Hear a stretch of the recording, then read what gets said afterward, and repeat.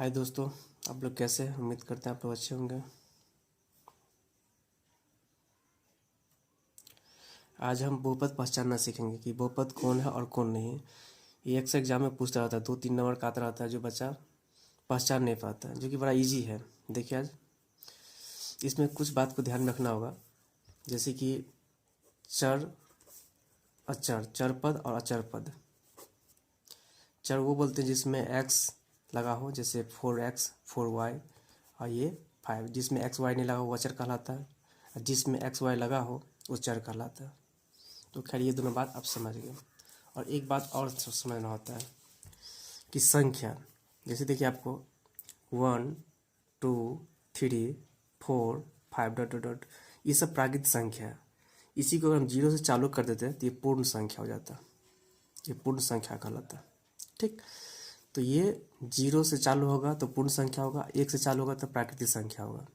तो इसकी क्या आवश्यकता है? इसी का पूरा खेल इसमें बहुपद पहचानने में।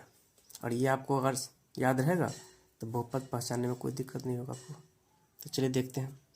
इसमें देखिए जितना भी घात है ना, सबके घात पे आपको पूर्ण संख्या होना चाहिए। देखिए यहाँ पे 2 है पूर्ण संख्या, इस पर कुछ नहीं है तो 1 है, इस पर कुछ नहीं है तो 0 है। कैसे? x के पावर 0, इसका मतलब 1 होता है। जैसे कि अब x के पावर 0 लिखेंगे तो उसको 1 नहीं होता मान। जैसे 50 के पावर 0 लिखेंगे तो मान उसका होता है, मैंने घात ऊपर 0 दीजिए ना तो उसका 1 आ जाता है। चाहे जो भी आप ले y के पावर 0 हो गया तो इसका मान 1 हो जाता है। तो इसको गुना करने से तो हमको यहाँ पे इसका मान 1 निकलेगा, गुना करने 2 ही हो जाएगा। लेकिन अगर देखा जाए तो सबका घात है, देखिए 0 1 2, जो कि पूर्ण संख्या है। तो सभी का जो है, सभी का घात क्या है? पूर्ण संख्या है। तो सभी का घात पूर्ण संख्या होगा तो वो बहुपद कहला जाएगा। अगर इसमें से सबका अगर घात जो है पूर्ण संख्या नहीं होता तो वो बहुपद नहीं होता। ये बात आपको समझ में आ गया। दूसरा में देखिए आपका 3 है, उसके बाद क्या है? एक्स रूट में है तो रूट हटाएंगे तो इसका 1/2 हो जाएगा, एक्स के घात हो जाएगा। और यहाँ देखिए रूट में है, रूट 15 है, सही रूट 5 है, और यहाँ पे एक्स के पावर कुछ नहीं है तो 1 उसका घात होगा। ठीक है, लेकिन यहाँ पे देखिए ये 1/2 है जो कि पूर्ण संख्या नहीं है, यहाँ पूर्ण संख्या है। तो किसी एक में पूर्ण संख्या नहीं होगा तो वो बहुपद नहीं होगा, ये गलती है तब। तो ये बहुपद नहीं, क्योंकि इसका पूर्ण संख्या नहीं है। देखिए इसका एक्स के पावर क्या है? 1/2 है, जो कि पूर्ण संख्या नहीं है। अगर 0 होता, 1 होता, 2 होता, 3 होता, 4 होता, 5 होता, इस तरह का कोई भी संख्या होता इसके पावर में, घात में, तो ये बहुपद हो जाता। लेकिन इसका घात में क्या है? 1/2 है, जो कि पूर्ण संख्या नहीं है, तो इसलिए बहुपद नहीं हुआ। इसमें देखिए यहाँ पे इसका क्या है कि एक्स है, और इसको हम क्या लिखते हैं? प्लस 3 गुने 1/x लिख सकते हैं, या तो इसको ऐसे भी लिख सकते हैं, x प्लस 3 गुने x के पावर -1। अब ये कहेंगे -1 कैसे आ गया? तो -1 का लॉजिक ये है यहाँ पे कि जब ये ऊपर जाता है ना, जो 6 के मैथ में पढ़े होंगे या 5 के मैथ में पढ़े होंगे, घातांक करने के हिसाब से, जब ये वाला पावर 1 है, ठीक है, जब ऊपर जाता है तो माइनस में चला जाता है। तो ये माइनस में चला गया, इसकी घात क्या है? 1 है, कुछ नहीं तो घात 1 है। इसका घात क्या है? -1 है, जो कि पूर्ण संख्या -1 नहीं आता, -1 नहीं आता, पॉइंट नहीं आता, और बट्टा में नहीं आता। इसके मतलब ये पूर्ण संख्या ये नहीं है। तो किसी एक में पूर्ण संख्या नहीं होने से वो बहुपद नहीं होगा। सभी में सभी का घात पूर्ण संख्या होना चाहिए, 0 होना चाहिए, 1 होना चाहिए, 2 होना चाहिए। लेकिन -1 होगा, -2 होगा, जब माइनस में होगा इसमें 1 2 3 कोई भी हो, माइनस में हो या बट्टा में हो या पॉइंट में हो, तो बहुपद नहीं हो सकता किसी एक में हो जाने से। चलिए 7 है, ये बहुपद है, लेकिन कौन सा बहुपद है? अचर बहुपद है। कहेंगे कैसे? देखिए 7 है यहाँ पे, तो 7 को 1 से गुना करेंगे तो 7 ही होगा। लेकिन 7 है, 1 के जगह पर हम क्या है? x के पावर 0 नहीं ले सकते, क्योंकि इसका वही मान एक ही हो जाता है ना। बताए थे ना आपको जस्ट यहाँ पे कि x के पावर 0 लेंगे तो 1 हो जाएगा, 50 के पावर 0 लेंगे तभी आपको क्या हो जाएगा? 1 हो जाएगा। नहीं, किसी का भी घात 0 डालेंगे तो उसका मान 1 हो जाता है। इसके मतलब यहाँ पे क्या है? पूर्ण संख्या है, पूर्ण संख्या ना, यहाँ पे 0 पूर्ण संख्या हो गया। पूर्ण संख्या 0 से चालू होता है तो ये पूर्ण संख्या होगा। इसके मतलब ये क्या है? बहुपद है। कौन सा बहुपद है? अचर बहुपद है, क्योंकि इसमें एक्स वाई दिख नहीं रहा। ठीक है लेकिन दिख नहीं रहा, इसलिए इसको हम अचर बहुपद बोलेंगे। कुछ यहाँ पे देखिए, इसके पावर क्या आपका 2 है, जो कि पूर्ण संख्या है। इसके पावर कुछ नहीं दिख रहा तो 1 तो होगा ही होगा, तो ये भी पूर्ण संख्या है। इसके पावर कुछ नहीं दिख रहा है तो बता देते हैं यहाँ पे 0 होगा, तो ये भी यहाँ पे इसको हम ऐसे लिख सकते हैं। यहाँ भी ये पूर्ण संख्या, तो ये भी पूर्ण संख्या, ये भी पूर्ण संख्या, ये भी पूर्ण संख्या, तो सबका घात पूर्ण संख्या हो जाने पे वो बहुपद हो जाता है। तो ये भी आपको समझ में आ गया। फिर यहाँ पे देखिए, यहाँ पे क्या आपको y की पावर 2 है जो कि पूर्ण संख्या, यहाँ पे कुछ नहीं है तो हम y की पावर 0 ले सकते हैं, क्योंकि इसका मान 1 हो जाता है। 1 से गुणा करेंगे √5 को तो √5 ही रहेगा। तो इसके मतलब ये भी पूर्ण संख्या, ये भी पूर्ण संख्या, तो ये भी बहुपद है।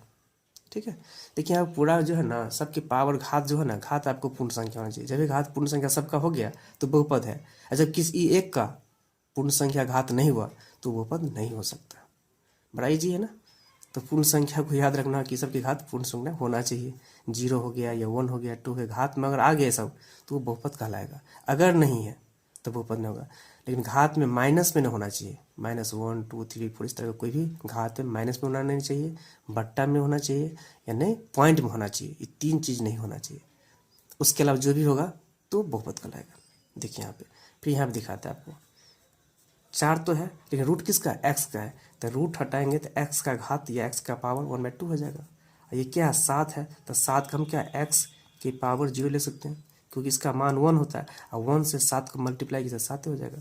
तो देखिए ये तो पूर्ण संख्या आपका हो गया 0, ये 0 जो था पूर्ण संख्या हो गया। ये आपका पूर्ण संख्या नहीं है। इसके नहीं होने के कारण ये क्या हो गया, बहुपद नहीं है। इस तरह कोई भी संख्या हो सकता है, आप तो समझ सकते हैं यहाँ पे कि सभी का, जैसे हम यहाँ पे लिखते हैं 2x², यहाँ पे √x हो गया यहाँ पे, और देखिए यहाँ पे 1 ले लेते हैं। तो देखिए बहुपद है कि नहीं है। एग्जाम्पल के लिए यहाँ पे देखिए 2 लिए हैं, तो देखिए यहाँ पे पूर्ण संख्या है, तो 2 इसके पावर यानी घात 2 है। और ये देखिए रूट में है, तो रूट हटाएंगे तो इसका 1/2 हो गया। और यहाँ पे 1 है, तो 1 को तो बता दिए 1, और x की पावर 0 ले सकते हैं। तो देखिए ये पूर्ण संख्या है, ये पूर्ण संख्या है, लेकिन ये पूर्ण संख्या नहीं है, क्योंकि 1/2 में आ गया तो बट्टा में गया। तो बट्टा में आ जाने से या माइनस में रहने से या पॉइंट में रहने से वो पूर्ण संख्या नहीं हो सकता। तो इसीलिए पूर्ण संख्या जब नहीं होगा तो बहुपद नहीं होगा पूरा। ये बहुपद समीकरण बहुपद नहीं कहलाएगा। तो क्या है, ये बहुपद नहीं है। ठीक है, कुछ और लेते हैं आपको। जैसे यहाँ पे 2 ले लें, 2x ले लेते हैं। यहाँ पे आपको x² ले लिया, यहाँ पे x ले लेते हैं, और यहाँ पे आपको रूट ढूंढेंगे। तो देखिए यहाँ पे सब का सब, यहाँ पे कुछ नहीं है, यहाँ पे क्या 2 है, कुछ नहीं है तो 1 होगा, यहाँ तो कुछ नहीं तो x के पावर 0 ले सकते हैं। तो देखिए सब में आप पूर्ण संख्या का, पूर्ण संख्या मतलब क्या, घात है ना, वो 0 होना चाहिए, 1 होना चाहिए, 2 होना चाहिए, माने 0 से लेके कुछ भी संख्या हो, लेकिन वो पूर्ण संख्या होना चाहिए। आधा नहीं होना चाहिए, माइनस में नहीं होना चाहिए, बट्टा में नहीं होना चाहिए। इस 3 संख्या को ध्यान रखना। अगर ये नहीं होगा तो बहुपद कहलाएगा। ठीक है, और भी कुछ देखना चाहिए दे सकते हैं। √x+1, क्या ये बहुपद है? तो देखिए यहाँ पे x, ये रूट हटेगा तो x के पावर में 2 हो जाएगा, अब +1, 1 के हम यहाँ पे x के पावर 0 ले सकते हैं, जो कि ये पूर्ण संख्या है 0, लेकिन यहाँ पे पूर्ण संख्या नहीं है, तो इसके मतलब ये बहुपद नहीं है। ठीक है, इसी तरह से आप ये भी ले सकते थे। यहाँ पे देख लें, कुछ आपको दिखाने के लिए यहाँ पे एक और दिखाते हैं। देखिए यहाँ पे जैसे कि हम 3 ले लिए, यहाँ पे ये ले लेते हैं, आपको √x ले लिया यहाँ पे। तो फिर देखिए यहाँ पे कुछ नहीं तो x के पावर हम 0 तो ले सकते हैं, क्योंकि इसका मान 1 होता, 1 को 3 से गुना कीजिए 3 हो जाएगा आपका। ये देखिए इसका रूट हटेगा तो 1/2 हो जाएगा। तो आपको समझ में आ रहा है ना कि माने किसी भी अंक का, यानी x, y, z का, किसी का भी क्या होना चाहिए, पॉइंट में नहीं होना चाहिए, बट्टा में नहीं होना चाहिए, और माइनस में होना चाहिए। 3 बात नहीं होना चाहिए। बाद में सभी का अगर पूर्ण संख्या अगर घात होता है तो वो बहुपद कहलाएगा। तो बड़ा इजी, आप लोग समझ गए होंगे शायद, आप शायद कभी भूलेंगे नहीं शायद। तो इस तरह की वीडियो देखने के लिए इस चैनल को सब्सक्राइब कीजिएगा, ताकि और कुछ टॉपिक लेके आपको अच्छा से समझा सकें और एग्जाम में आपका कोई भी क्वेश्चन छूटे ना। 10th के लिए बहुत इंपॉर्टेंट है, 2-3 नंबर हर साल पूछता है। ठीक है, तो आप लोग ध्यान दीजिएगा इस बात पर। चलिए, थैंक यू।